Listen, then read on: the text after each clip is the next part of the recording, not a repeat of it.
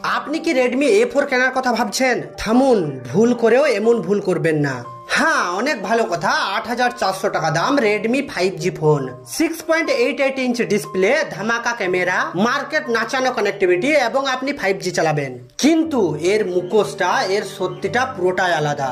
আপনি খুব ভালোভাবে জানেন যে রেডমি যতগুলো এ সিরিজ নিয়ে এসেছিল এবং নিয়ে এসেছে বাজারে, সবগুলো বাজেটের মধ্যে ছিল এবং সাথে সেরা ক্যামেরাও ছিল। তারা কিন্তু বাজারে এক একটা রেভলিউশনারি আইটেম নিয়ে আসে। হ্যাঁ, আপনি রেডমির পাস্ট উঠিয়ে দেখে নিন, সে যতগুলো এ সিরিজের ফোন নিয়ে এসেছিল বাজারে সবগুলো সেরা ছিল এবং মার্কেটে ভালো চলেছিল।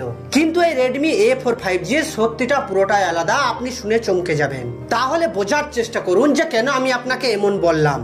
তাহলে চলুন সবার আগে আমি আপনাকে এর অ্যাসোসিয়ের কথা বলি, यानी প্রসেসর স্ন্যাপড্রাগন 4S Gen 2, যেটা অবভিয়াসলি 5G ক্যাপাবল প্রসেসর। হ্যাঁ, এখানে আপনার 5G ইউজ করতে কোনো রকম কোনো প্রবলেম হবে না। কিন্তু প্রবলেমটা কোথায় চলুন আমি আপনাকে একটু এগিয়ে বলি, কেননা প্রবলেমের কথা শুনে আপনার মাথা খারাপ হয়ে যাবে। হ্যাঁ, এই ফোন খুব শীঘ্রই আসছে এবং অনেক কম দামে। Snapdragon 4S Gen 2 processor wise মানে আমি আপনাকে বলবো এর পারফরমেন্স অনেক সুন্দর হবে।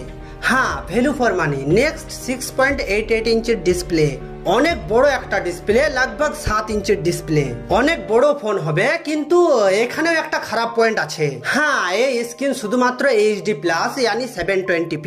হ্যাঁ यार, লগভগ 7 ইঞ্চের ফোনে 720p ডিসপ্লে একদমই খারাপ। হ্যাঁ, এটা কনসিডার করার মতো না। যদিও মার্কেট প্রাইস অনেক কম, তাহলে আপনি যদি একটু কনসিডার করে নিন তাহলে আপনার জন্য এটা এনাফ। এবং আপনি রিফ্রেশ রেট দেখলে 120 হার্টজ, এটা খুব সুন্দর করেছে।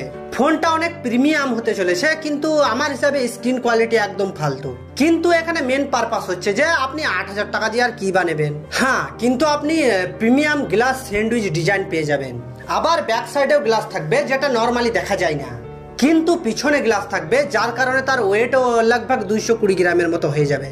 হ্যাঁ, এমনই অনেক হেভি ফোন হবে এবং পিছনে তার সার্কুলার ক্যামেরাও থাকবে।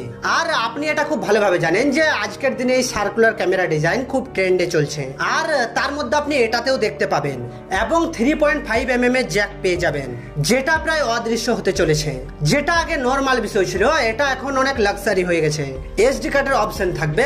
আরে ভাই কি আবার, আপনি লো স্টোরেজের ভেরিয়েন্ট নিয়েও মেমোরি কার্ড দিয়ে তার স্টোরেজ ইনক্রিজ করতে পারবেন, কোনো সমস্যা হবে না। আর এখানে আপনি হাইপার ওএস দেখতে পাবেন অ্যান্ড্রয়েড 14 এর সাথে। হ্যাঁ, আপডেট তো আপনি আগে গিয়ে পেয়ে যাবেন, কারণ কোম্পানি এটাতেও প্রমিস করবে।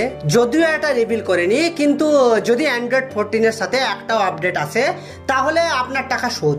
তাহলে আপনার কাছে এই বিষয়টা পরিষ্কার। কিন্তু এটা কিছুটা ব্লোটেড, আর আপনি খুব ভালোভাবে জানেন যে রেডমির ফোন এটা তো ব্লোটেড হবেই।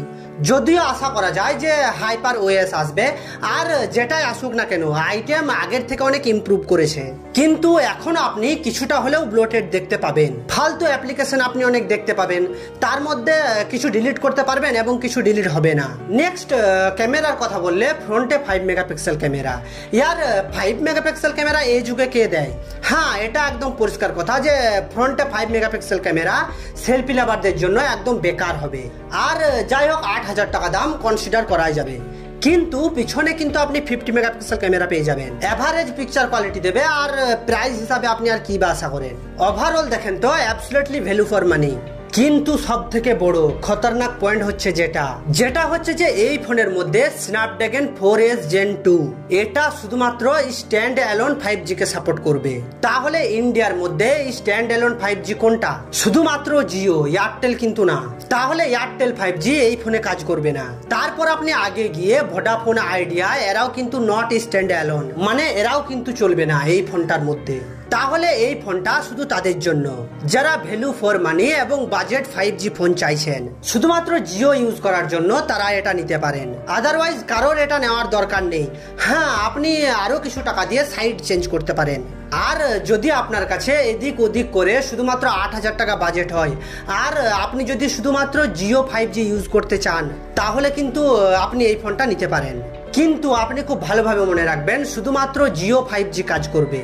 তাছাড়া আপনাকে ব্যাটারির কথা বললে 5160 mAh এর ব্যাটারি, যেটা এখনকার সময়ে অ্যাভারেজ।